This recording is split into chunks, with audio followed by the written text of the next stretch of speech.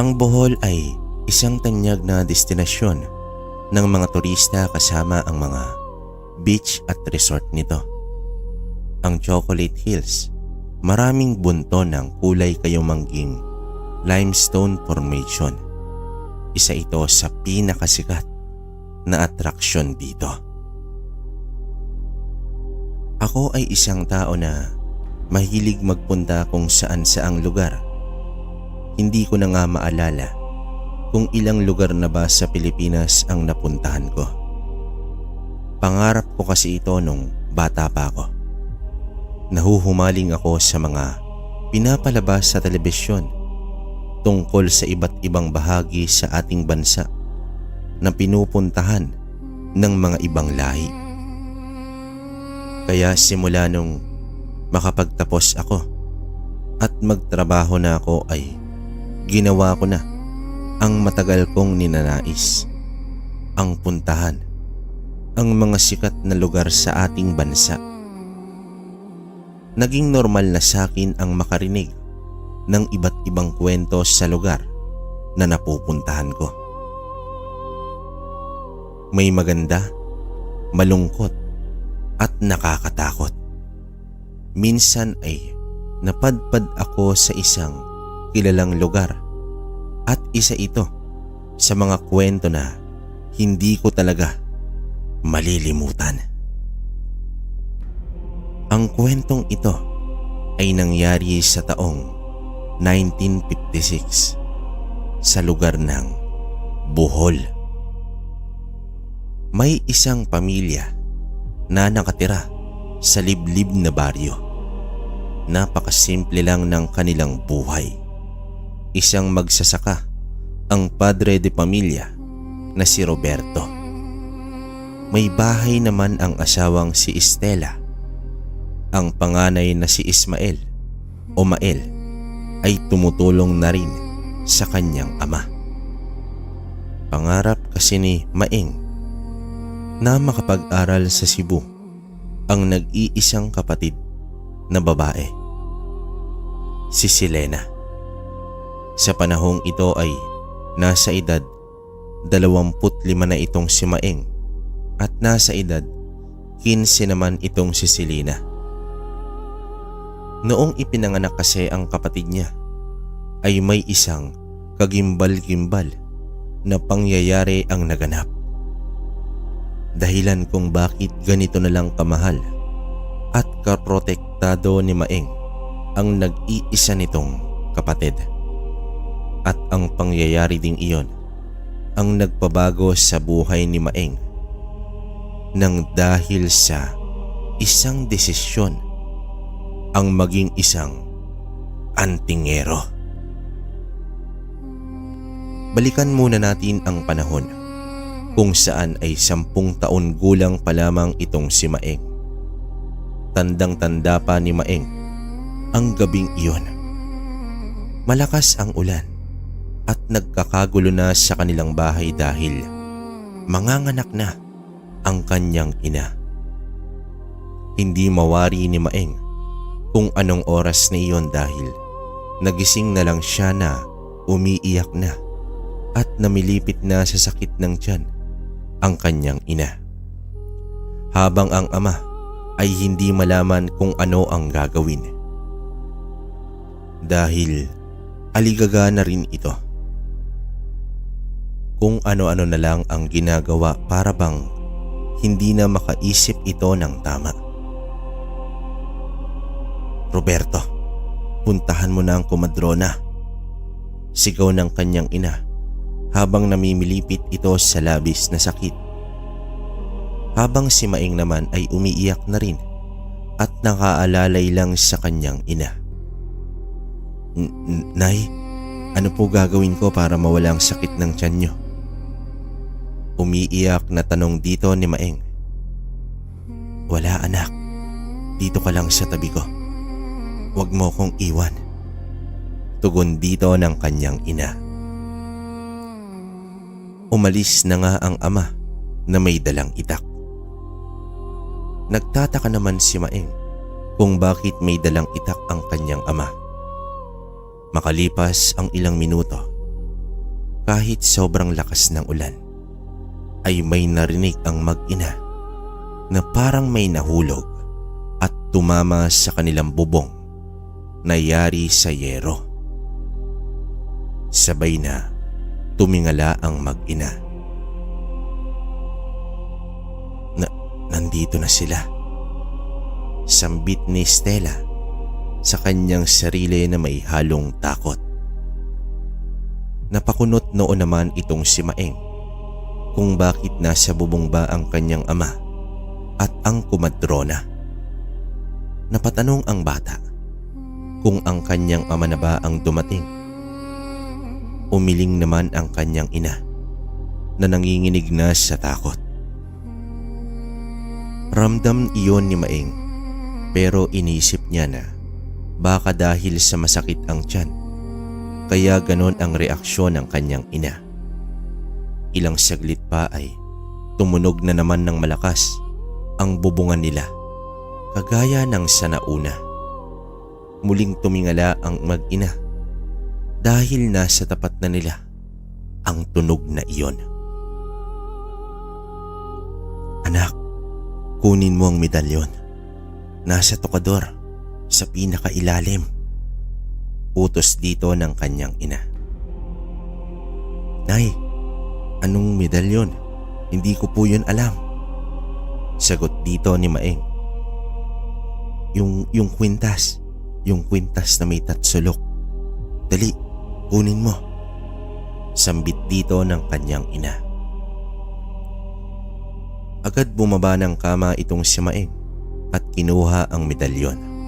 Pagkaabot niya sa kanyang ina ay isinuot naman ito sa kanya. Nagtanong si Maeng kung bakit pinasuot sa kanya ang medalyon. Sabi naman ni Stella ay proteksyon daw iyon sa mga aswang. Biglang natakot si Maeng nang marinig niya ang salitang aswang.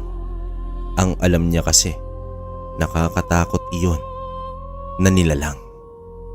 At nag-umpisang magdasal itong si Stella. Sinabayan na rin siya nitong si Maeng. Anak, kahit anong mangyari, huwag kang tumigil sa pagdarasal. Sambit dito ng kanyang ina. Tumango naman si Maeng at sinunod ang utos ng kanyang ina. Ilang saglit pa ay kumakalampag na ang kanilang bubong. Parang may nais pumasok mula doon. Takot man pero pumikit na lang si Maeng na nagdadasal habang yakap ang kanyang ina. Maya-maya pa ay sa bintana naman umaatake ang nilalang. Ibinuka ni Maeng ang isang mata at tiningnan ang bintana na halos mawawasak na. Inay, yung bintana po. Takot na wika dito ni Paeng. Hayaan mo lang yan anak. Magdasal ka lang. Sambit dito ng kanyang ina. Sa sandaling iyon ay damang-dama ni Maeng na pilit tinitiis ng ina ang pananakit ng tiyan. Ayaw nitong ipakita sa anak na nahihirapan na ito hanggang sa nawasak na nga ang bintana. Paglingon ni Maeng ay may isang nilalang na sobrang nakakatakot. May pakpak ito na kulay itim. Ang pinagtataka ni Maeng, bakit hindi makapasok ang nilalang na iyon sa loob na tila may humaharang. Umaangil at galit na ang nilalang. Halos kumawala naman ang kaluluwa ni Maeng sa kanyang katawan sa labis na takot. Hinawakan ng ina ang kanyang muka at ibinaling sa ibang direksyon. Huwag mong tingnan yan anak. Dito ka lang sa akin. Hindi makakapasok ang demonyong yan. Sambit dito ng kanyang ina habang yakap-yakap itong si Maeng. Umalis ang aswang sa bintana at kinalampag na naman ang dingding hanggat sa lumipat sa kabilang bintana at muli itong winasak. Katulad sa nauna ay hindi pa rin nakakapasok ang nilalang na iyon hanggang sa tumili ang asawa na parabang nasasaktan ito. Biglang bumukas ang pinto at bumungad sa kanila ang komadrona na panay sambit sa Diyos Ama. Habang sa labas ay naririnig na ni Maeng ang boses ng ama na animoy may kinakalaban ito. Tumayo itong si Maeng at kinuha ang lampara at dumungaw ito sa bintana. Kitang-kita ni Maeng ang pakikipaglaban ng kanyang ama sa aswang na iyon. Pinagtataga ito ni Roberto at kahit mas malaki ang aswang ay kayang-kaya ito ng kanyang ama.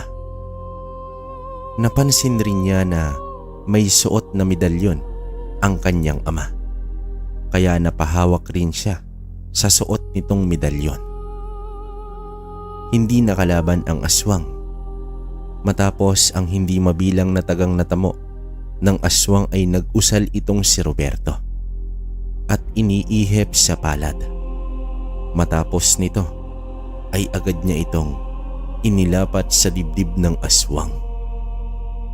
Umangil ang aswang at nangisay na parabang ginagapos dahil hindi ito makapalag. Hanggang sa tumuwid ang katawan nito at nalagutan na ng hininga. Nanlaki na lamang ang mga mata ng bata dahil sa hindi kapani-paniwalang eksenang kanyang nasaksihan. Tumingin sa kanya ang ama at pansin niya na may sinasabi ito. Tila ba nabingi ng ilang segundo itong si Maeng. "Maeng, bumalik ka sa nanay mo," wika dito ng kanyang ama. Bumalik si Maeng sa kanyang ina. Natulala at parang namanhid ang buong katawan. Ilang saglit pa ay nasa loob na ng kwarto itong si Roberto. Niyakap si Maeng at tinapik-tapik pa ang pisngi nito. Nang bumalik sa wisyo ang bata ay humagulhol ito at napayakap sa ama. Sa awa ng Diyos ay naipanganak ang kapatid ni Maeng na ligtas at malusog. Sa pag-uusap ng mga matatanda ay nakikinig lang itong si Maeng. Sinubukan ng aswang na biktimahin ang buntis, ngunit dahil sa medalyon na kung tawagin ay Tres Pico Roma ay nailigtas sila nito.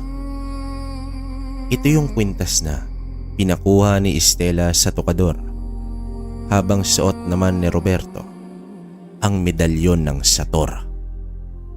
Hindi man malinaw kay Maeng kung ano ang mga bagay na iyon. Basta, ang pagkakaalam niya ay mabisang pangontra ito laban sa mga aswang. Lumabas na ng silid ang mag-ama at ang komadrona upang magkape.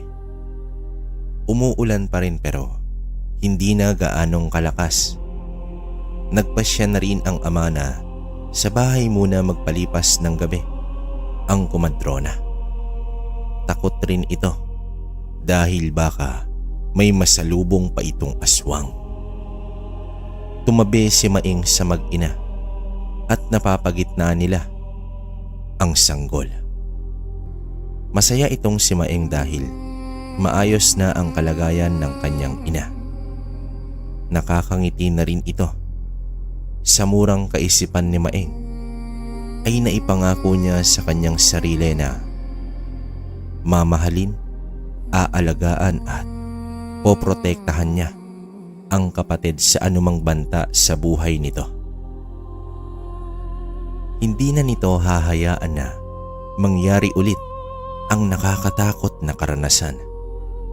Maraming katanungan ang bata sa kanyang ina, pero ipinagpaliban muna niya ito upang makapagpahinga.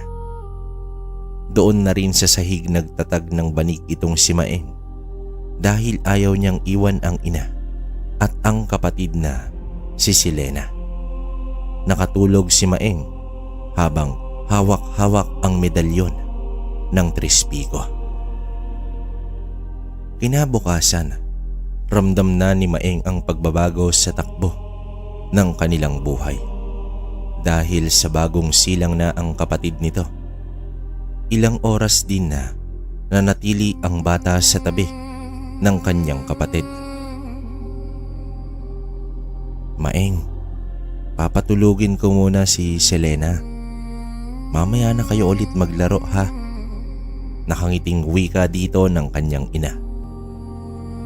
Nay, sana lumaki na agad si Selena no? Para makakapaglaro na kami sa labas. Wika dito ni Maeng. Oo naman, darating din yun. Huwag kang magmamadali. Sagot ng kanyang ina. Lumabas ng silid si Maeng at nakita niya ang ama na nasa bakuran. Nakaupo ito sa bangko na tila malalim ang iniisip. Dito lumapit si Maeng at dito niya unti-unting inilahad ang mga katanungan tungkol sa mga nangyari kagabi. Lalong-lalo na ang mga medalyon na suot nila. Dito napag-alaman ni Maeng na ang mga medalyon pala ay proteksyon kontra sa mga masasamang nilalang. Ang Trispico Roma na suot ni Maeng ay mabisang panlaban sa mga sakit na maaaring maging sanhi ng kulam, barang at kahit sa engkanto. At ang sator na nasa kanyang ama ay isang mataas na uri ng dasal. Sa kabuuan, ang mga medalyon na hawak nila ay nagbibigay ito ng poder sa mga panganib na dulot sa mga nilalang ng dilim. Naitanong din ni Maeng kung papaano niya nalabanan ang aswang. Dito na ipinakita ni Roberto ang kanyang kanang balikat na merong peklat. Ayon sa kanyang ama, nakabaon sa kanyang balikat ang isang mutya na kung tawagin ay ngipin ng kalabaw. Nagbibigay ito ng kakaibang lakas sa pangangatawan at sa espiritual na aspeto. Proteksyon din ito kontra sa barang, kulam, laman lupa, masasamang elemento, iwas disgrasya at mga masamang tangka. At dahil sa natuklasan ay nagkaroon ng interes itong si Maeng na maging isang antingero. Dahil na rin gusto niyang protektahan ang kanyang ina at ang kapatid. Natuwa naman si Roberto sa naging hangarin ng anak. Masyado pa itong bata upang malaman ang mga ganitong bagay. Pero dahil sa pag-atake ng aswang, ay wala nang nagawa itong si Roberto, kundi ilahad ang mga bagay na tinatanong ng kanyang anak. Sa edad na 15, kung saan-saan na sila nakarating upang manguha at mangalap ng mutya. Pakiramdam ni Roberto ay tila hindi tinadhana kay Maeng ang pagiging antingero. Pero habang hindi pa nakakakuha ng mutya ang anak, ay pinagbigyan niya ito sa kahilingan na sanayin sa pakikipaglaban ng pisikal na kumbate. Ilang taon na rin ang lumipas pero bigo pa rin na makamit ni Maeng ang isang pagiging antingero. Sa katunayan, gusto na ni Roberto na sumuko dahil bilang ama, masakit sa kanya na laging bigo ang anak niya. Ngunit sa kabila ng kabiguan ay hindi niya nakitaan ng panghihina itong si Maeng. Maraming beses na rin na muntik nang mapahamak si Maeng dahil sa mga aswang. Mabuti na lang palagi nitong suot ang medalyon kaya nakakaligtas pa rin ang kanyang anak. Hanggang sa edad na 20, buong akala ni Roberto ay patay na itong si Maeng dahil tinamaan ito ng kidlat.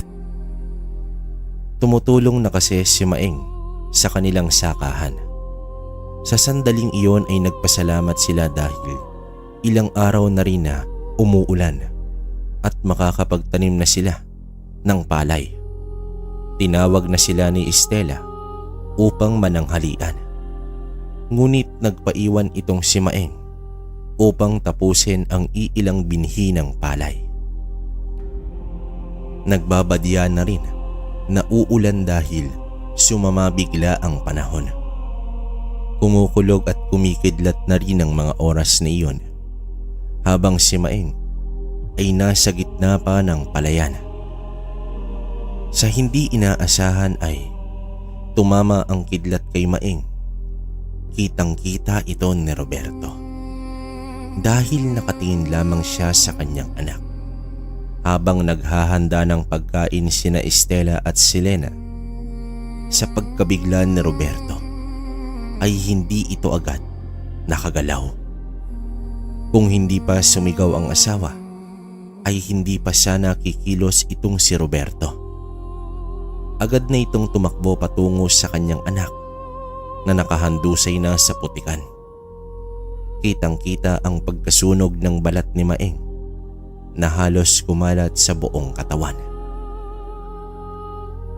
Butas-butas na rin ang damit at hindi na ito humihinga.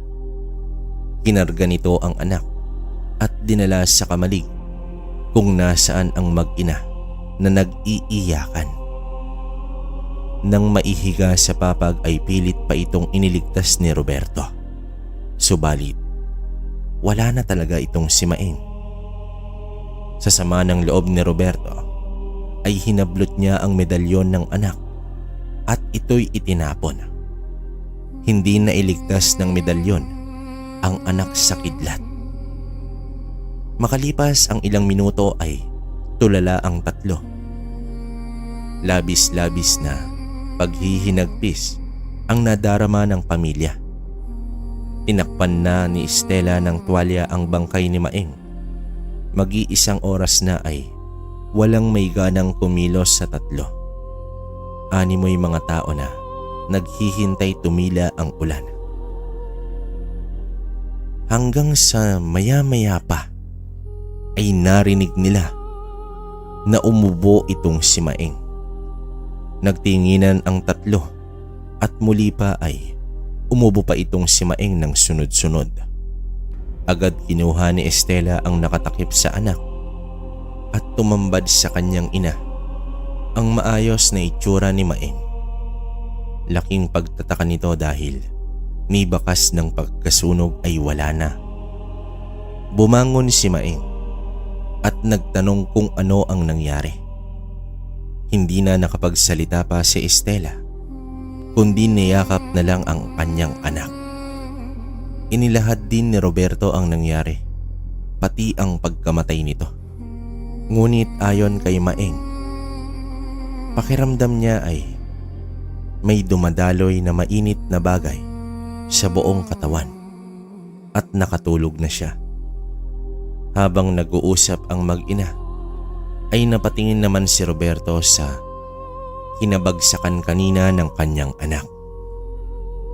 "Anak, sumama ka nga sa akin," wika dito ni Roberto. Binalikan nila ang lugar kung saan natamaan ng kidlat itong si Maeng. Laking gulat na lang ni Maeng dahil natuyo at nanigas ang putik na tila may guhit na paikot. May nasipat sila sa gitna na kulay puti at pahabang bagay. Inutos ni Roberto na kunin ang bagay na iyon. Marahan naman itong kinuha ni Maeng. "Diyos ko, Maeng, yan ang mutya ng pangil ng kidlat," natutuwang wika ng kanyang ama. Hindi na rin mapigil ni Maeng ang matuwa dahil sa wakas ay meron na itong mutya. Nagtaka naman si Estela sa nasilayan sa kanyang mag-ama at simula sa araw na iyon ay hawak na ni Maeng ang pangil ng kidlat. Ito ay nagsisilbing pangkalahatang proteksyon sa tao man o kahit sa masasamang nilalang. Nagbibigay rin ito ng kabal sa katawan, lakas at bilis. Ang mutiyang ito ay kusa ng gagana sa may tangan nito. Ngunit hindi ito gagana kapag sa kasamaan ang patutunguhan ng may tangan. Lumipas ang ilang taon. Sa gabay ng ama ay natutunan na ni Maeng na gamitin ang mutya.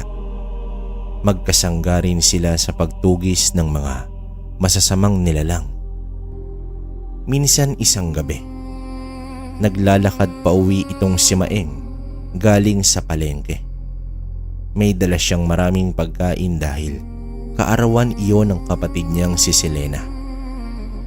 Sabik rin siyang ibigay ang regalong pangsipit sa buhok. Mabilis na ang paglakad ng binatang si Maeng dahil madilim na at baka gutom na ang kanyang pamilya. Nako, sana magustuhan ito ni Selena. Nakangiting sambit nito sa kanyang sarili. Nang biglang makaramdam ng kakaiba itong si Maeng, napatigil siya at pinakiramdaman ang paligid. Napakabigat na presensya ang umiiral sa lugar. Marahan niyang ibinaba sa lupa ang mga dala. Paglingon niya sa likod, mula sa madilim na bahagi ay may naaninag siyang imahe ng malaking nilalang na may mahabang buhok. Ilang saglit pa ay naaninag niya na ang napakaputing buhok nito. Noong una, akala niya ay isa itong engkanto. Ngunit nang masilayan niya ang itsura nito, napagtanto niya na isa itong gabunan. Kahit unang beses pa niyang makasilay ng gabunan, agad naman niya itong nakilala dahil sa mga turo ng ama tungkol sa iba't ibang uri ng mga aswang. Bahagyang napaatras itong si Maeng at nagkarga na ng poder sa katawan. Kahit alam niya na protektado na siya ng Tres Pico Roma, ay naniniguro pa rin dahil alam niya na mataas na uri ang nilalang na nasa kanyang harapan. Kahit sanay na ito sa pakikipaglaban sa mga aswang, hindi siya nagpakampante sa sandaling ito dahil hindi pa niya sukat ang lakas at kapangyarihan ng isang gabunan. Malalim ang paghinga nito at napakasama ng tingin sa kanya. Kayong mga antingero, ang balakid sa aming pag-iral sa mundo, dapat kayong mawala. Galit na sambit ng gabunan na may napakalaki at malalim na boses. Matapos magsalita ay biglang sumugod ang nilalang sa gulat ni Maeng. Kahit nakailag siya ay natumba pa rin ito. Akmang patayo pa lang siya ay ang malaking talampakan ang sumalubong sa kanya. Sinangga niya ito ng kanyang bisig. Ramdam ng antingero ang lakas nito. Sadyang mas malakas pala talaga ang gabunan kumpara sa ibang uri. Ilang segundo lang ang pag-apak ng nilalang at kusa ring itong umatras. Galit itong tumitig sa kanya. Alam ni Maeng na naramdaman ng nilalang ang epekto ng kanyang medalyon. Humakbang pasulong itong si Maeng habang patras naman ang hakbang ng gabunan. Umaangil ito ngunit hindi na umaatake. Hanggang sa animoy hangin na sumulpot itong si Maeng sa harapan ng gabunan at inundayan niya ito ng suntok. Tumilapon ng ilang metro ang gabunan at sa pagtayo nito ay tumalon ito sa puno at tumakas. Nag-iwan naman ng mga kataga ang gabunan habang lumalayo. "Hindi pa tayo tapos, antingero. Hindi pa," sambit nito. Nang wala na siyang maramdamang mabigat na presensya, ay pinulot niya na ang mga dala at nagmadali nang umuwi. Nagkunwari na walang nangyari itong si Maeng dahil ayaw niya na masira ang kaarawan ng kanyang kapatid. Nais nito na maging masaya sa gabing iyon si Selena. Natuwa din ang bata sa pagsipit na pasalubong ng kanyang kuya. Nang pumasok na sa silid, ang mag-ina ay tumitig itong si Maeng sa kanyang ama at nagpunta ang binata sa bakuran. Sumunod naman itong si Roberto. Inilahad ni Maeng na nakaengkwentro niya ang isang gabunan. Agad naman sinuri ng ama ang katawan ng anak at sinabi ni Maeng na hindi naman siya natamaan ng atake. Ngunit inilahad din ng binata na anumang oras ay babalik ang gabunan dahil sa mga huling kataga nito. Natural sa mga aswang ang paghihigante, kaya kailangan nilang magdoble ingat, lalong-lalo na ang mag-inang Estela at Selena. Dahil walang sinasanto ang mga aswang, makapaghiganti lamang ito. At talagang ubusan ng lahi ang kanilang pakay. Dahil sa pangyayari ay hindi agad nakatulog itong si Maeng. Muli itong lumabas ng bahay at inobserbahan ng maigay ang paligid. Tahimik at payapa naman ang gabing iyon. Kinabukasan ay kumuha ng mga bagakay itong si Maeng at pinatalas ang dulo nito. Batid ng ama na iniisip masyado ni Maeng ang gabunan. Nilapitan ito ni Roberto at inayang magpahinga muna.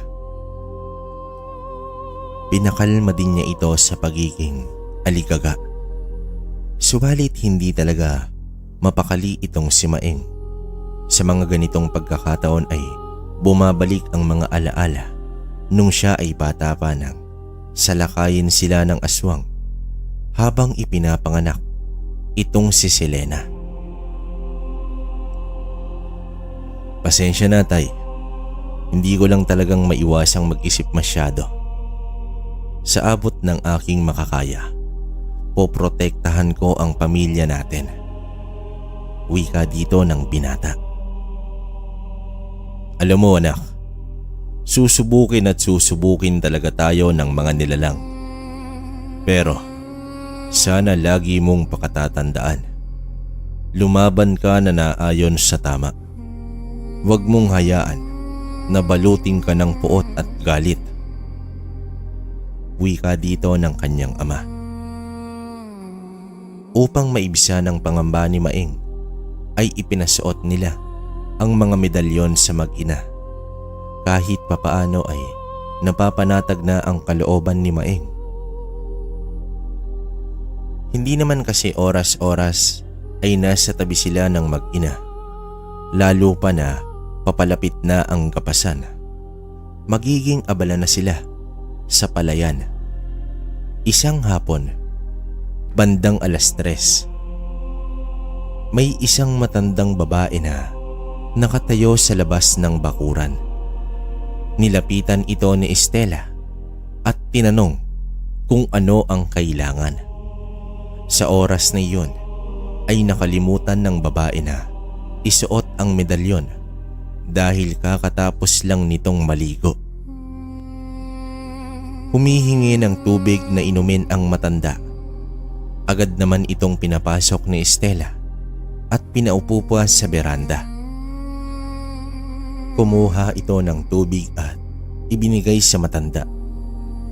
Kinakausap rin ito ni Estela kung taga saan ito, ngunit sumisilip lang ang matanda sa loob ng bahay.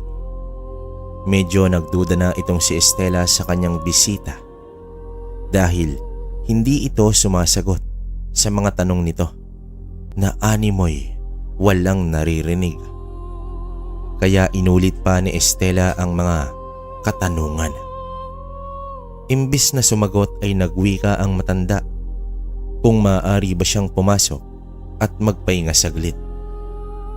Dito na pumalag si Estela kaya agad siyang hinawakan ng matanda. Laking gulat ni Estela dahil hindi akma ang lakas nito sa itsura ng matanda. Kaya napasigaw ang babae. Dali-dali naman na lumabas itong si Selena at sa paglapit ng bata sa kanyang ina ay biglang bumitaw ang matanda at mula sa beranda ay tumalon ito sa bakod at lumingon muna ito na umaangil bago tumalon ulit palabas ng bakod. Sa gulat ay hindi nakaimik ng ilang segundo itong si Estela. Doon niya napagtanto na hindi pala niya suot ang kanyang medalyon. Mabuti na lang at lumapit ang anak. Kumpirmado, isang aswang ang matandang iyon. Dito na pumasok sila ng bahay at nagsarado ng pinto. Sinuot na rin niya ang medalyon at taimtim itong nagdasal. Ilang saglit pa ay dumating na si Roberto. Buong akala nito ay umalis ang mag-ina. Pagkapasok ni Roberto ay agad yumakap itong si Estela at inilahad ang pangyayari. Naging aral ni Estela na hindi dapat magpapasok ng hindi kakilala. Dahil kapag binigyan mo ng pahintulot ang aswang na makapasok sa bahay, ay madali na lang sa kanila ang maglabas-pasok dito at biktimahin ang nasa loob. Naging mapagmatyag itong si Roberto dahil hindi imposible na babalik muli ang aswang. Sa pagdating ni Maeng, kahit ayaw ng ama na madagdagan ang iisipin ni Maeng, ay inilahad na rin niya dito ang naranasan ni Estela. Gaya ng inaasahan, ay namutawi sa wisyo ni Maeng ang labis na galit. Kahit hindi man ito nagsalita, ay kitang-kita ng ama ang galit sa itsura nito. Sa gabing iyon ay naghasa ng karit itong si Maeng. Isa ang karit na mabisang pangontra sa mga aswang sa isip ng binata. Sa oras na makaharap niya ang aswang, ay hinding-hindi siya magdadalawang isip na putulin ang ulo ng nilalang. Nagbaon rin ang kanyang ama sa kanilang bakuran ng mga pangontra sa aswang at elemento. Kinabukasan, habang nasa palayan at kasalukuyang nagsasagawa ng panggagapas, ay may nasipat na matandang babae itong si Maeng sa dulo ng palayan. Marahan niya itong sinundan hanggang sa napuna na ito ng matanda. Lumingon ito sa kanya at tumakbo ito ng mabilis. Hinabol iyon ng binata hanggang sa nag-anyong uwak ang nilalang at tuluyan ng nakalayo. Dito na napamura ang binata. Sumapit ang gabi at normal naman ang lahat. Alerto na rin lagi ang mag-ama dahil sa banta ng mga aswang. Talagang hindi sila tinitigilan ng mga ito dahil sa oras ng pahinga ay may biglang umangil na animoy nasaktan ito.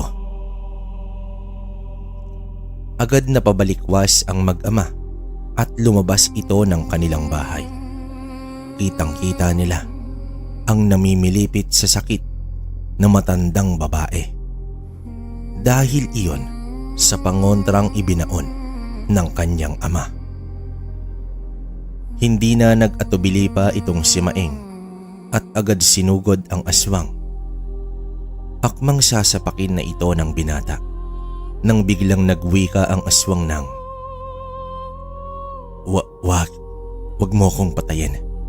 Kailangan ko lang ng sariwang atay ng isang bata. Dahil sa sinabi ng aswang ay inundayan na ni Maeng ng suntok ang nilalang. Atay ng bata. Pagpapatuloy ng aswang kahit bugbog sarado na ito sa kanya.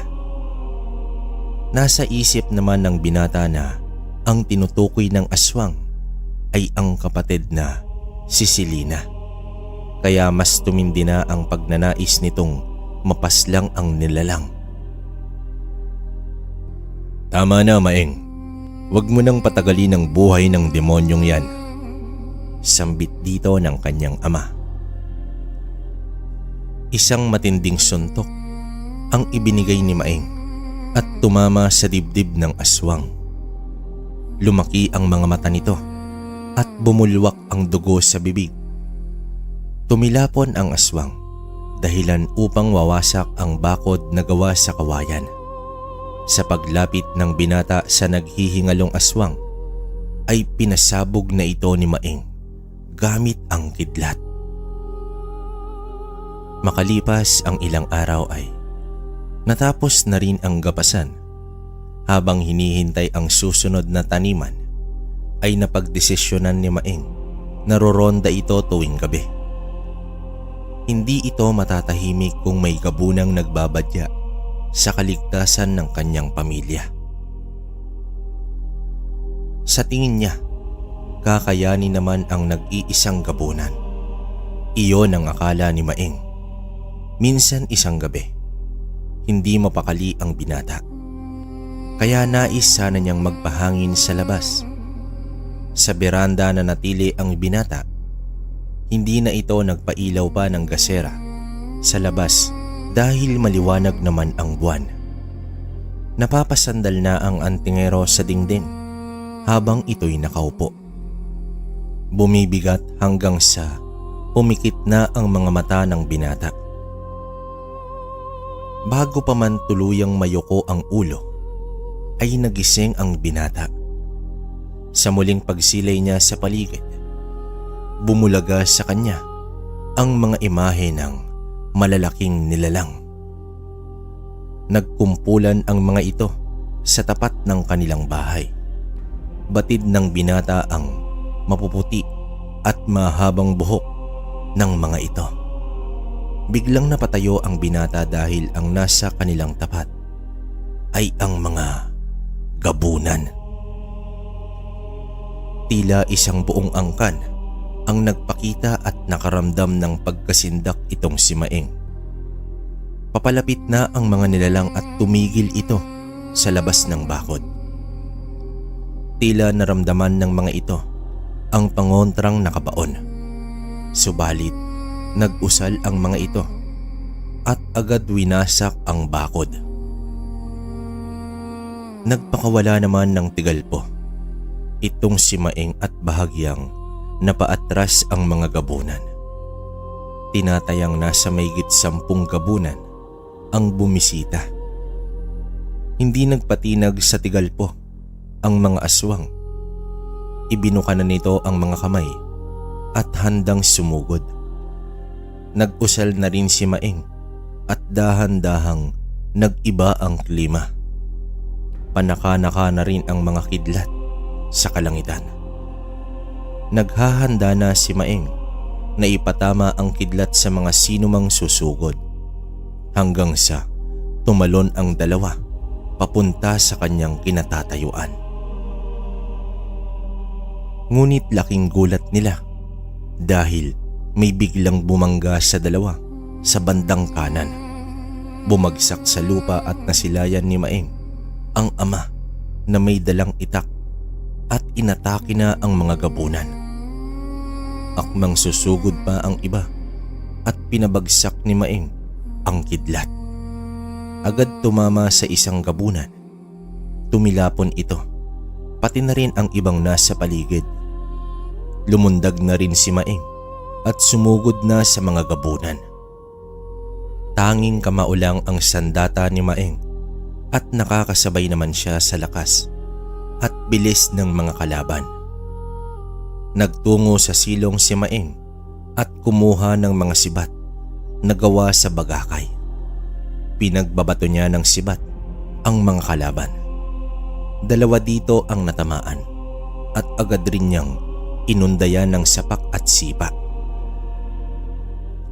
Habang si Roberto ay pinagtulungan ng 2 sa mga ito, napasandal ang ama sa dingding ng bahay. Akmang dadaganan na siya ng gabunan ay may sulo na sumalubong dito. Hinagisan pala ni Estela ang gabunan mula sa bintana. Napaatras ito at iwinasiwas ang sulo hanggang sa mawalan ng apoy. Umangil ang gabunan at muli itong sumugod. Inundaya naman ng taga ni Roberto at natapyas ang kamay nito. Umatungal ang gabunan at napahawak na lamang sa kamay. Naging pagkakataon naman ito ni Roberto na maitarak sa gabunan ang itak. Sa pagtarak ng itak ay sinundan pa ito ni Roberto ng tigalpo na naging dahilan upang tumilapon ang gabunan at dumiin pa ng gusto ang itak dito. Tinawag ni Estela ang asawa at hinagisan ng itak. Agad sinalo ni Roberto at mabilis gumuhit ng krus sa lupa bago itinaga sa isa pang gabunan. Dito nasipat ni Estela na nahihirapan na ang anak sa kabilang bahagi. Muli itong nagsindi ng sulo at inihagis sa mga gabunan. Kasunod nito ang paghagis rin niya ng isang karit. Agad pinulot ni Maeng ang karit at sinalubong ang papasugod na gabunan. Hati agad ang ulo ng kalaban. Mabilis na pinagtataga ni Maeng ang mga gabunan hanggang sa napangibabawan na ng mag-ama ang mga gabunan. Naglundagan ang mga ito papalayo. Habang nagtatakbuhan na ang iilang gabunan ay nagpakawala naman ng tigalpo ang mag-ama at nagdulot naman ng dagdag pinsala pa sa mga ito. Nasa 6 ang napaslang ng mag-ama sa gabing iyon dahil sa pag-atake ng mga gabunan ay hindi na nakatulog ang 3 maliban na lang kay Selena. Kinabukasan ay gumawa na ng mga sulo itong si Maeng gamit ang kawayan at tela upang magbigay liwanag sa pagsapit ng dilim. Pinagtulungan din ng mag-ama ang pag-aayos ng mga nasirang bakod nila. Roberto, pupunta lang ako ng palengke. Bibili ako ng asin. Paalam dito ni Estela. Pumalag naman si Maeng sa balak ng kanyang ina. Maeng anak, hindi naman pwede na dahil sa mga aswang na yan ay magiging limitado na ang mga galaw natin. Wala ka bang tiwala sa medalyon na suot ko? Wika dito ng kanyang ina. Napapayag naman si Maeng sa pangakong babalik agad ang kanyang ina. Umalis na itong si Estela. Dala ang buslo at may itak na nakasukbit sa kanyang tagiliran. Matapos makabili ng asin, ay namili na rin ng pananghalian itong si Estela. Hindi sinasadya ay narinig niya ang usapan ng mga tindera ng gulay patungkol sa sinasabing mambabarang na nasa kabilang baryo. May iilang na biktima na rin ang matandang iyon.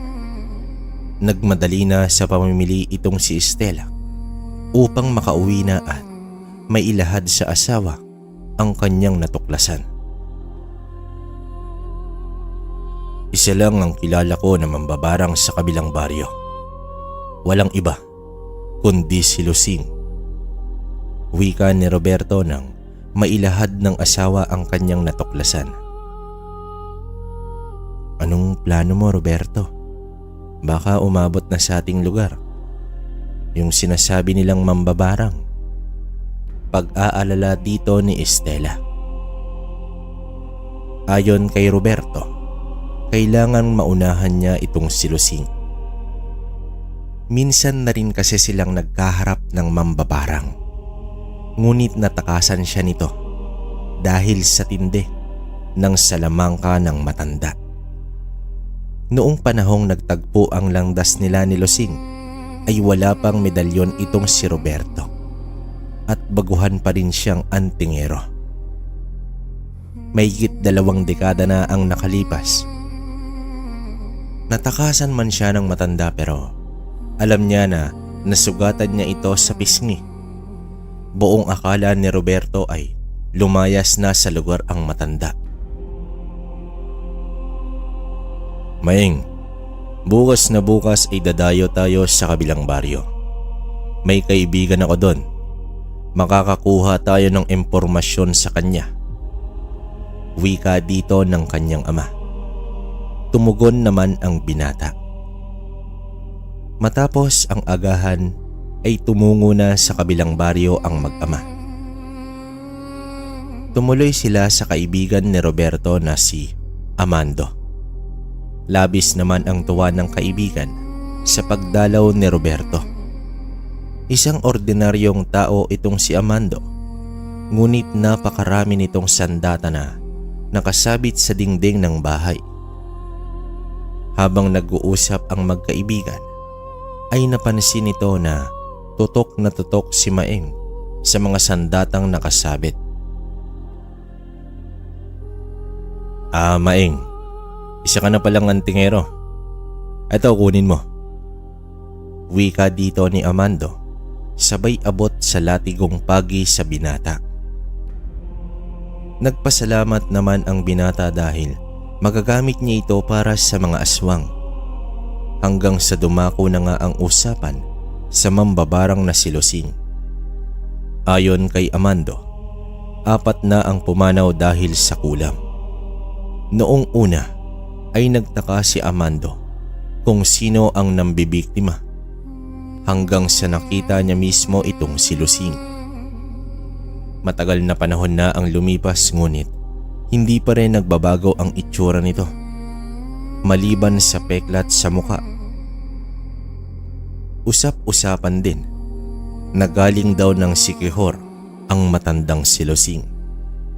Malamang doon ito nagpunta ng muntik na siyang mapuruhan ni Roberto.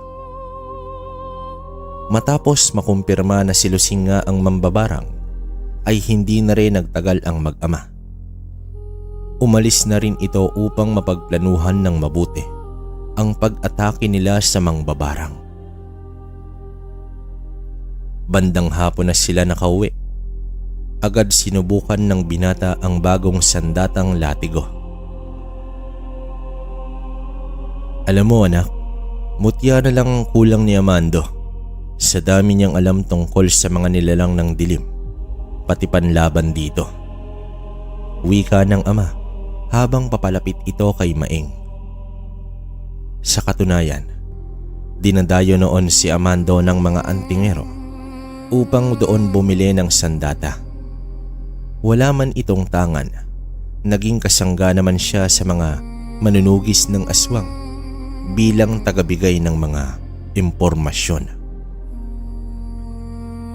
Natigil lamang ang usapan ng mag-ama nang may nasipat silang lalaki na nakakubli sa isang puno sa di kalayuan. Hahabulin na sana ito ni Maing, ngunit pinigilan siya ng kanyang ama. Ayon dito, malamang isang gabunan ang taong iyon na nagmamanman sa kanila. Hayaan na natin sila na sumalakay dito sa atin anak. Tingnan lang natin kung hanggang saan sila tatagal. Wika dito ng kanyang ama. Ayon pa kay Roberto, maaring hindi natatalab sa mga gabunan ang mga binaon niyang pangontra. At tamang-tama ang pagpunta nila kay Amando dahil nakakuha siya ng bagong pangontra sa mga ito. Isa itong ugat ng puno. Hindi man ito ikakamatay ng gabunan, matinding pagkahilo naman ang maidudulot nito sa kanila. At makakakita rin sila ng mga ilusyon, subalit sa sandaling oras lamang ito. Tinuruan naman ni Estela ang kanyang anak na si Selena sa paggawa ng mga sulok na yari sa dahon ng nyog. Nais na rin ni Estela na matapos ang mga ito dahil hindi maganda sa bata ang laging nakakaranas ng mga nakakatakot na pangyayari.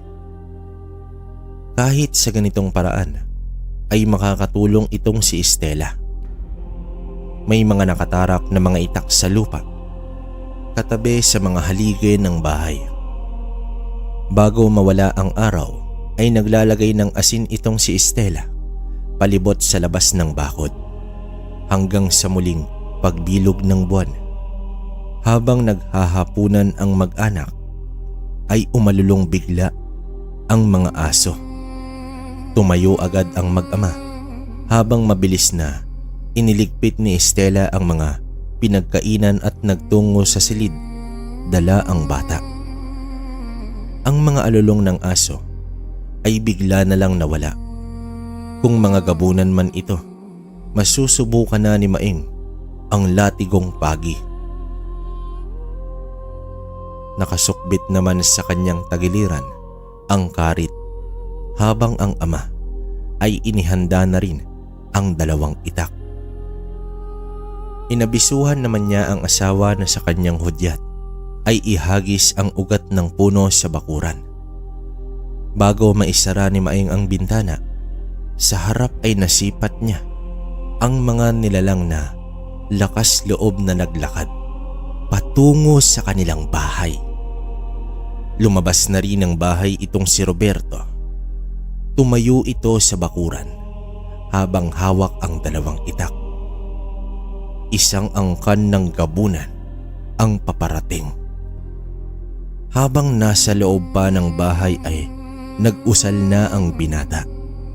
Muling nag-iba ang panahon hanggang sa isang napakalakas na kidlat ang tumama sa gitna ng mga gabunan.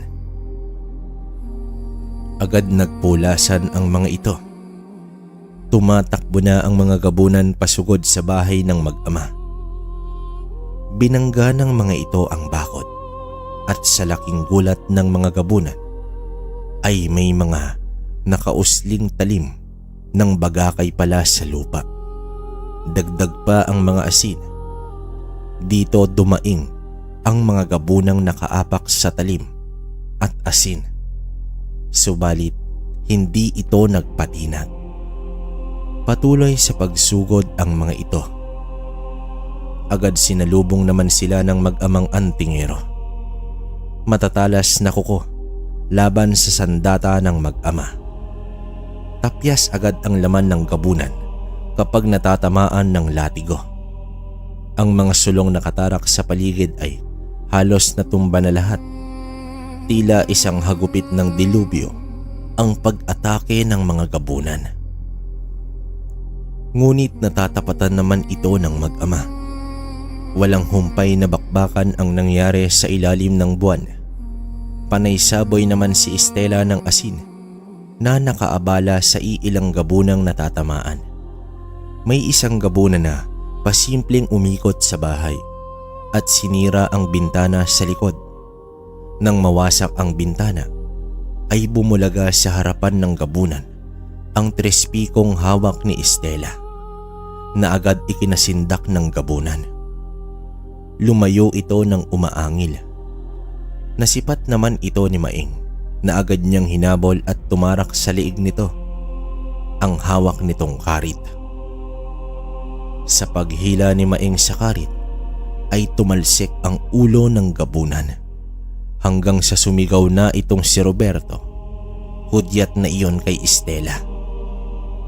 Nang bumagsak ang ugat ng puno sa lupa ay biglang napahawak sa ulo ang mga gabunan. Dumilat ang mga mata at tila may kinakalaban sa hangin. Nagbigay ito ng pagkakataon sa mag-ama na atakihin at paslangin ang mga gabunang pansamantalang nawala sa kani-kanilang wisyo. Kung hindi napupugutan ay nabibiyak ang mga ulo nito. Makalipas ang ilang minuto ay higit sa kalahati na ang napabagsak ng mag-ama. Nang bumalik ang wisyo ng mga ito ay kita sa itsura ang labis na pagtataka. Ngunit muling sumugod ang mga gabunan. Isa-isa na ring inihagis ni Stella ang mga sulo hanggang sa lumaki ang apoy. Kahit putol na ang ilang bahagi ng mga gabunan ay hindi pa rin ito natinag. Tila ubusan na ito ng lahi hanggang sa may 5 natira na napatikluhod na sa lupa at may malalalim na paghinga. Nagpapahiwatig na nahihirapan na ang mga gabunan. "Atras!" sigaw ng isang gabunan. Sa pagtalikod ng mga aswang ay inundayan naman ito ng latigo ni Maeng at ibinato na rin ni Roberto ang mga itak na agad tumarak sa 2 gabunan. Mabilis naman na hinugot ni Roberto ang mga itak na nasa haligi ng bahay. Inundayan pa ng mga taga ang gumagapang na mga gabunan. Walang patid naman ang paghampas ni Maeng ng latigo hanggang sa hindi na halos makakilos ang mga kalaban. Inihagis ni Roberto ang isang itak kay Maeng at doon walang tigil nilang pinagtataga ang mga natirang gabunan hanggang sa nagliyab ang mga katawan nito, hudyat ng kanilang kamatayan. Sa gabing iyon ay naubos nila ang angkan ng mga gabunan. Matapos ang laban ay ininda naman ni Maeng ang iilang kalmot at agad naman itong binubuhusan ng langis ni Roberto. Masasabing malakas talaga ang mga gabunan dahil napangibabawan nito ang kabal ni Maeng. Gayunpaman, muling nagtagumpay ang mag-ama sa laban na iyon. Ngunit may isang laban pa na kakaharapin ang mag-ama. Ang matandang mambabarang na si Lusing. Pinaalalahanan naman ni Roberto ang anak na kahit mahina sa pisikal na labanan ang mambabarang ay malakas naman ang espiritual na taglay nito. Pinalipas muna ng ilang araw ang pagsugod nila kay Lusing hanggang sa tuluyang gumaling ang mga sugat ni Maeng. "Tay, sa tingin ko kakailanganin natin ng mga medalyon," wika dito ni Maeng. "Hindi anak, tusoy ang si Lusing. Kaya niyang mag-utos ng mga insekto at aatakihin ang nanay at kapatid mo. Mas maiging nasa kanila ang medalyon," tugon dito ng kanyang ama. Makalipas ang mahigit 1 linggo, handa na ang katawan ni Maeng. Nagkarga muna sila ng poder sa katawan bago tumungo sa kabilang baryo. Labis naman na nag-aalala itong si Stella sa kahaharapin ng kanyang mag-ama. Ngunit wala na itong magagawa. Kailangan na nilang kumilos bago pa lumala ang paghahasik ng lagim ni Lusing. Isang halik sa noo at mahigpit na yakap ang ibinigay ni Roberto sa asawa at gayon din sa anak. Bago lumabas ng pinto ay lumingon muna ang padre de pamilya sa kanyang mag-ina at nag-iwan ito ng isang matamis na ngiti. Sa kanilang pagbaybay sa kinaroroonan ni Lusing ay may biglang umataking bubuyog kay Roberto na naging dahilan upang maapektuhan ng kanyang kaliwang mata. Itay, ayos lang ba kayo?" Nag-aalalang tanong ni Maeng. "Wala to, Maeng. Ang demonyong Lusing ay nasa paligid lang. Humanda ka na," tugon ng ama habang tinatakpan nito ang kaliwang mata. Ilang sandali pa ay nakarinig na sila ng pagtawa ng isang matandang babae. Ang lakas naman ng loob niyong bisitahin ako sa teritoryo ko pa mismo. Ano, Roberto? Buhay ka pa pala? Tinig ni Lusing. Kung saan-saan na tumingin itong si Maeng, ngunit walang mambabarang sa paligid.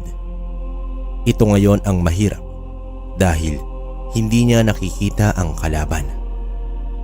Pilit naman na nagpapalakas itong si Roberto sa kabila ng matinding kirot sa kanyang mata, hanggang sa may paparating na napakadaming bubuyog. Agad itong tinigal po ng mag-ama at isa-isang nagsiputukan ang mga insekto, ngunit may iilang nakadali kay Roberto.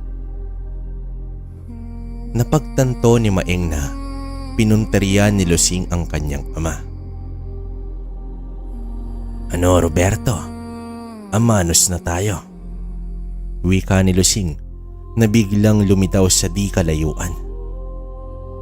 Labis naman na ininda ni Roberto ang mga lason ng bubuyog sa kanyang mga paa. Dahilan ito upang maparalisa.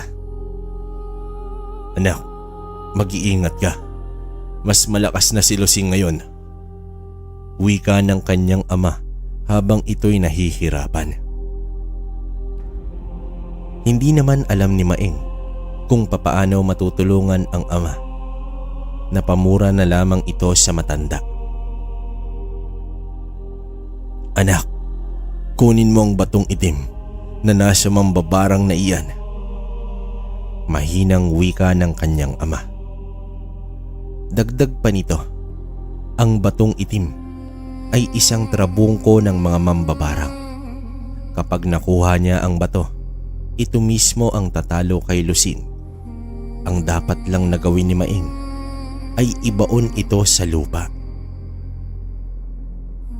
Dito ay nag-usal na itong si Lusing at nag-usal na rin itong si Maeng. May itim na usok ang namuo sa palibot ng matanda, habang si Maeng naman ay nakahanda na ang mga kidlat. Sa sandaling ito ay ibinuhos niya na ang pinakamatinding atake ng kidlat. Ilang saglit pa ay lumabas ang 4 na diablo sa itim na usok na binuo nitong si Lusing. Dito humahalakhak ang mambabarang. Biglang sumugod ang mga diablo sa binata. Agad din naman niyang ibinagsak ang kidlat. Tumama ito sa lupa at tumilapon itong si Lusing.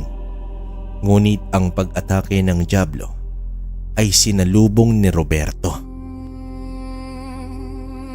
Dahil sa nanghihina na ito, ay agad na pangibabawan si Roberto ng mga diablo. Akmang susugod na ang binata, ngunit bigla siyang sinakal ng isang diablo. Napakalakas nito. Napakiramdam niya ay mapipigtas niya ang kanyang litid. Habang ang ama ay pilit hinila sa ilalim ng lupa, pilit nag-usal ng tigalpo ang binata at naibato niya ito sa diablong sumasakal sa kanya. May pagsabog na nangyari at tumilapon itong si Maeng. Kitang-kita ng binata ang paghila ng mga diablo sa kanyang ama. Patungo ito sa ilalim ng lupa. Tanging pagsigaw na lang ang nagawa ni Maeng habang nakadapa ito sa lupa. Sa tindi ng emosyon ni Maeng ay lumabas ang kuryente sa katawan nito. Nanlilisik na ang kanyang mga mata habang nakatitig sa mambabarang. Humahalakhak ito na nakadipa pa ang mga kamay. May nasipat naman na kwintas itong si Maeng na suot ng matanda na may nakasabit na kulay itim na bagay. Tumayo ang binata at sa isang iglap ay bumulaga ito sa harapan ni Lusing. Agad niyang dinakot ang batong itim, sabay sapak dito sa matanda. Basag ang parteng panga ng matanda, dahilan upang tumabingi ang kabilang bahagi ng mukha nito. Hindi na nakakapagsalita ang matanda ng maayos habang iniaabot ang kamay na tila nais makuha muli ang batong itim. Agad naman na ibinagsak ni Maeng ang bato sa lupa na naging dahilan upang mapaluhod itong si Lusing. Nilapitan ito ni Maeng at walang awang pinagsasapak. Kahit gaano pa kalakas ang suntok ni Maeng, ay hindi na alis ang katawan ng matanda sa lupang kinaroroonan nito. Tinapos ni Maeng ang buhay ng mambabarang sa pagdurog sa ulo nito. Tumayo si Maeng at tumulo ang luha dahil wala na ang kanyang ama. Bago tuluyang umalis itong si Maeng, ibinagsak niya ang isang kidlat sa katawan ni Lusing. Sumabog ito at nagka-pira-piraso. Malungkot na tumako itong si Maeng sa bahay ni Amando.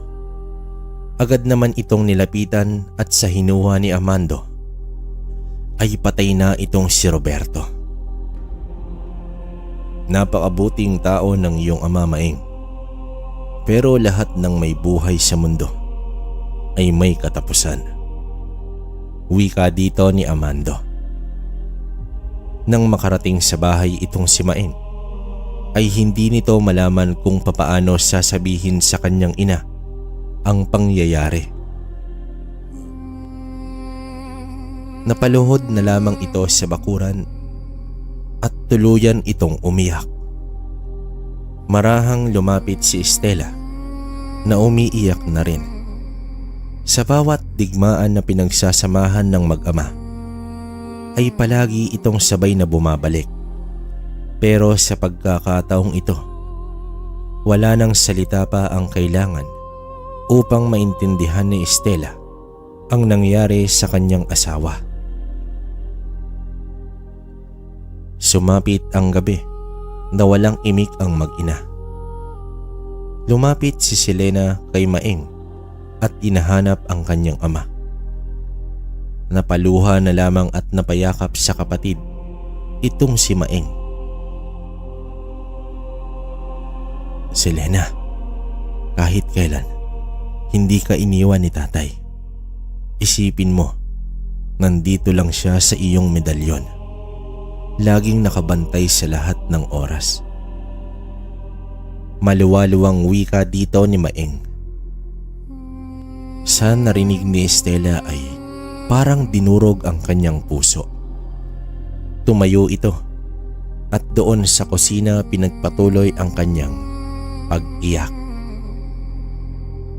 Napakasakit sa isang asawa na kahit bangkay man lang ng minamahal ay hindi na nito masisilayan pa.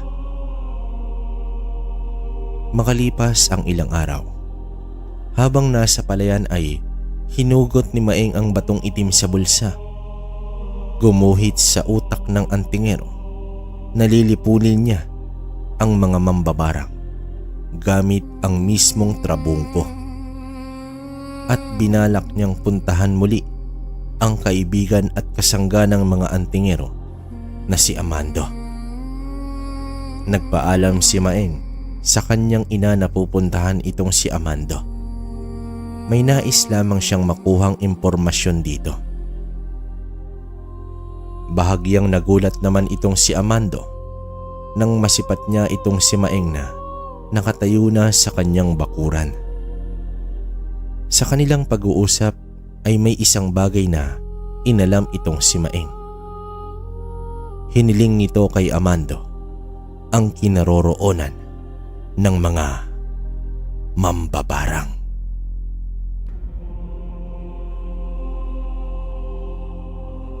Ang kwento ng mag-ama ay nagpapaalala sa atin sa relasyon natin sa mga dakilang ama. Kahit ang pagsakripisyo sa sariling buhay ay gagawin nito, mailigtas lang ang kanyang anak.